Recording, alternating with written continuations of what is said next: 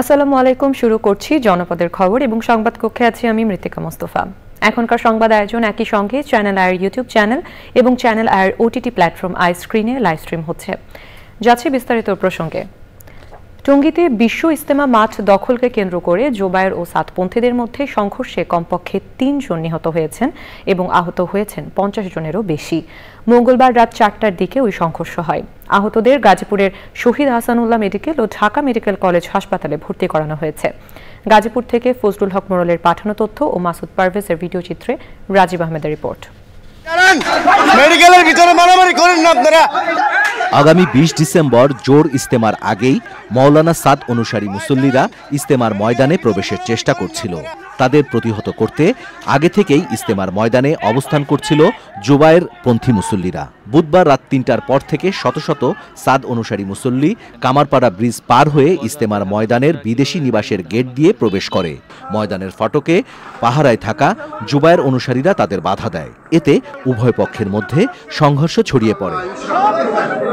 সংঘর্ষে নিহতরা হলেন কিশোরগঞ্জ জেলার পাকুন্দিয়া থানার এগারসিন্দুর গ্রামের বাচ্চু মিয়া, রাজধানীর দক্ষিণখানের বেরাইত এলাকার বেলাল ও বগুড়ার তাইজুল ইসলাম। আহতদের টঙ্গীর শহীদ আহসানুল্লাহ মাস্টার জেনারেল হাসপাতাল ও ঢাকা মেডিকেল কলেজ হাসপাতালে নিয়ে যাওয়া হয়। জোবায়েতপন্থীদের উস্কানিতে সংঘর্ষের ঘটনা ঘটেছে বলে সংবাদ সম্মেলন করে দাবি করেছে সাতপন্থীরা। শান্তির প্রস্তাব দিয়েছি, সন্ধির প্রস্তাব দিয়েছি, ঐক্যের প্রস্তাব দিয়েছি, কোনো কিছুতেই সাড়া পাইনি। পরে আমরা একসাথে অন্তত বৈঠকের প্রস্তাব দিয়েছি, তাতেও কাজ হয়নি। টঙ্গী পশ্চিম থানার ভারপ্রাপ্ত কর্মকর্তা জানান, ঘটনাস্থলে পুলিশ পাঠানো হয়েছে, পরিস্থিতি স্বাভাবিক রয়েছে। ময়দান জোবায়েরপন্থীদের বুঝিয়ে দেওয়ার দাবিতে ঢাকা ময়মনসিংহ মহাসড়ক অবরোধ করে বিক্ষোভ করেছে জোবায়েরপন্থী অনুসারীরা। Rajib Ahmed, channel I. ইজতেমা মাঠ দখল নিয়ে দুই গ্রুপের মধ্যে সংঘর্ষ ও সহিংসতার পর পরিস্থিতি সামাল দিতে ইজতেমা মাঠ খালি করতে বলেছে সরকার। যে কোনো সহিংসতা এড়াতে আশপাশের এলাকায় সব ধরনের সভা সমাবেশ ও মিছিল নিষিদ্ধ করেছেন ঢাকা ও গাজীপুরের পুলিশ কমিশনার। এনামুল কবির রূপম জানাচ্ছেন বিস্তারিত। আমাকে যে আমি যদি না মানে সে জাহান্নামে, এরকম থেকে শুরু হয়েছে, এটা দিয়ে শুরু। আর এই মসজিদের ওনাদের সাতপন্থী যে মাওলানা আব্দুল্লাহ ওই কিতাব লিখছে, সাদ সাহেবকে আমির মানবে না, তার উপরে কতল ওয়াজিব, তারে কতল করা যাবে। তাবলিগ জামাতের জোবায়েরপন্থীদের অভিযোগ, সাদ কান্দালভির দেয়া বক্তব্য মুসলমানদের ঈমান ও আকীদার পরিপন্থী, তাই তাকে কোনোভাবেই ইজতেমায় আসতে দেয়া যায় না। দেশের আলেম ওলামারা এগুলা সম্বন্ধে দ্বিমত পোষণ করছেন।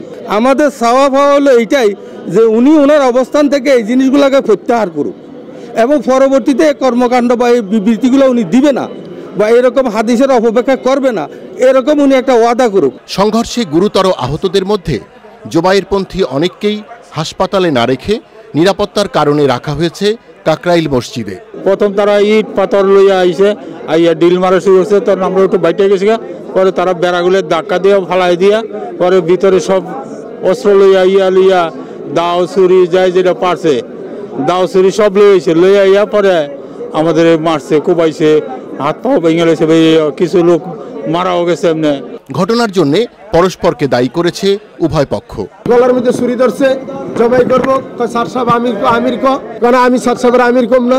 এরপরে আমার একটা পুষ দিছে আর আমার বুকের মধ্যে লাগছে, এরপর আমার হাতের মধ্যে একটা কোপ দিছে। সংঘর্ষকে একতরফা হামলা উল্লেখ করে হামলায় জড়িতদের গ্রেপ্তার দাবি করেছেন জোবায়েরপন্থীদের নেতা মামুনুল হক। আইন অনুযায়ী সব ব্যবস্থা নেওয়ার কথা জানিয়েছেন গাজীপুরের police commissioner doctor Nazmul Karim Khan. Enamul Kabir Rupam, channel I, Dhaka.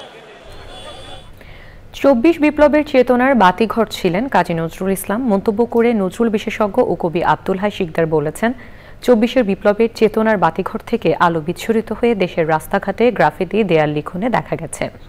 বর্তমান প্রজন্ম নজরুলের আলোয় আলোকিত হয়েছে।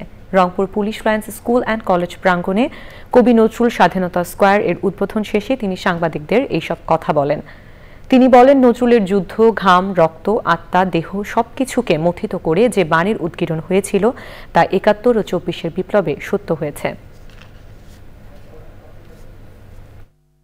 আমাদের ছেলেমেয়েরা নজরুলের আলোকিত হয়েছে, কাজে নজরুল এতটাই প্রাসঙ্গিক যে আমরা যতবার পৃথিবীতে শোষণের বিরুদ্ধে মানুষ সংগ্রাম করবে, যতবার স্বাধীনতার জন্য মানুষ লড়াই করবে, যতবার মানবাধিকার ফিরিয়ে আনার জন্য কথা বলবে, যতবার আইনের শাসনকে ফিরিয়ে আনার জন্য কথা বলবে, যতবার নারী মুক্তির কথা বলবো, যতবার অসাম্প্রদায়িক বাংলাদেশের কথা বলবো, ততবার নজরুল আমাদের জন্য অনিবার্য হয়ে উঠবেন।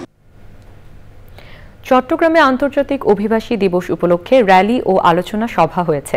চট্টগ্রাম জেলা প্রশাসনের তত্ত্বাবধানে জেলা কর্মসংস্থান ও জনশক্তি অফিসের সার্বিক ব্যবস্থাপনায় চট্টগ্রাম সার্কিট হাউস প্রাঙ্গণে ওই অনুষ্ঠানের আয়োজন করা হয়। জেলা কর্মসংস্থান ও জনশক্তি অফিস চট্টগ্রামের সহকারী পরিচালক মহেন্দ্র চাকমার সভাপতিত্বে আলোচনা সভায় প্রধান অতিথি ছিলেন অতিরিক্ত জেলা প্রশাসক সার্বিক মোহাম্মদ কামরুজ্জামান। সভায় বিদেশ ফেরত প্রবাসী কর্মীর পুনর্বাসনের জন্য 2,52,000 টাকার চেক, প্রবাসী মৃত্যুবরণকারী কর্মীর পরিবারকে 3 লাখ টাকার আর্থিক সহায়তার চেক প্রদান করা হয়। পটুয়াখালীতে গণমাধ্যম সংস্কার বিষয়ে জাতীয় জনমত জরিপ বিষয়ক জেলা কমিটির অবহিতকরণ সভা অনুষ্ঠিত হয়েছে।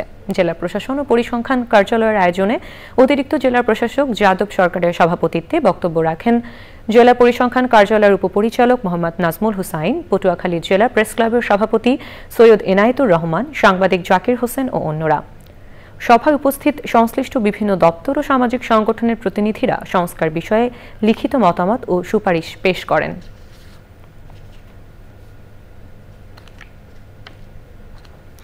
সিরাজগঞ্জে সবুজ কানন স্কুল অ্যান্ড কলেজ অ্যালামনাই অ্যাসোসিয়েশনের পক্ষ থেকে শীতার্তদের মাঝে শীত বস্ত্র বিতরণ করা হয়েছে।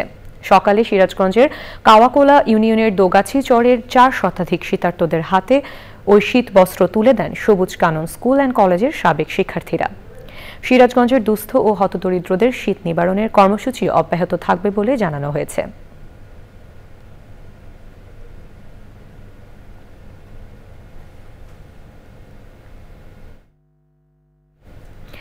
দর্শক, এই ছিল জনপদের খবর। সবাইকে ধন্যবাদ।